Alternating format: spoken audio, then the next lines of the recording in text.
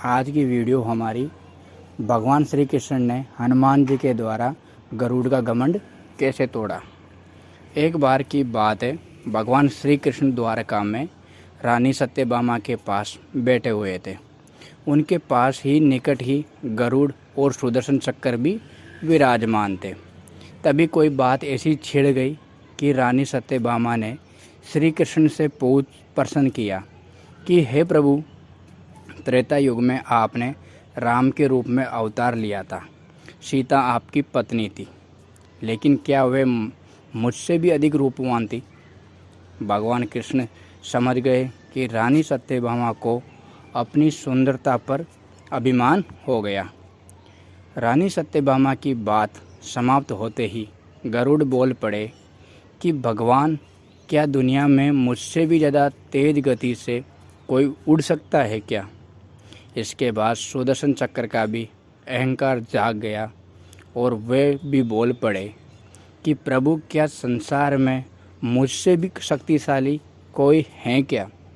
अर्थात तीनों को घमंड हो गया। श्री कृष्ण समझ गए कि इन तीनों को अपने ऊपर अहंकार हो गया। अब कुछ ऐसी लीला करनी होगी जिससे इन तीनों का अहंकार दूर हो सके। तब भगवान ने फैसला लिया कि गरुड़ से बोले कि गरुड़, हनुमान को बुला लाओ। उनसे कहना कि भगवान राम माता सीता के साथ उनकी प्रतीक्षा कर रहे हैं। गरुड़ भगवान की आज्ञा लेकर हनुमान को बुलाने के लिए उड़ चले। सत्यभामा से श्री कृष्ण ने कहा कि देवी, तुम सीता के रूप में श्रृंगार करके तैयार हो जाओ। श्री कृष्ण ने राम का रूप धारण कर लिया। भगवान श्री कृष्ण ने सुदर्शन चक्र से कहा, तुम महल के प्रवेश द्वार पर पहरा दो। जब तक वे स्वयं किसी को न बुलाए तब तक किसी को महल में प्रवेश न करने दे। भगवान की आज्ञा लेकर सुदर्शन चक्र प्रवेश द्वार पर बैठ गए। उधर गरुड़ ने हनुमान जी के पास पहुँचे और प्रभु का संदेश सुनाया। उन्होंने कहा कि वानर राज, भगवान राम माता सीता के साथ द्वारका में आपसे मिलने के लिए प्रतीक्षा कर रहे हैं। आप तत्काल मेरे साथ चले, मैं आपको अपनी पीठ पर बैठाकर शीघ्र ही वहां ले जाऊंगा। हनुमान ने उनसे कहा कि आप चलो, मैं आता हूं। गरुड़ ने मन में विचार किया कि हनुमान जी वृद्ध हो चले हैं, ये कैसे जल्दी पहुँचेंगे। हनुमान जी के कहने पर गरुड़ द्वारका के लिए उड़ चले, लेकिन जैसे ही वो महल में दाखिल हुए, गरुड़ के होश उड़ गए। उनके सामने हनुमान विराजमान थे, जो उनसे पहले ही महल पहुंच गए। ये देखकर गरुड़ का सिर लज्जा से झुक गया। हनुमान जी को देखकर श्री राम ने उनसे पूछा कि हे पवन पुत्र, तुम बिना आज्ञा के महल में कैसे प्रवेश कर गए? क्या तुम्हें किसी ने रोका नहीं?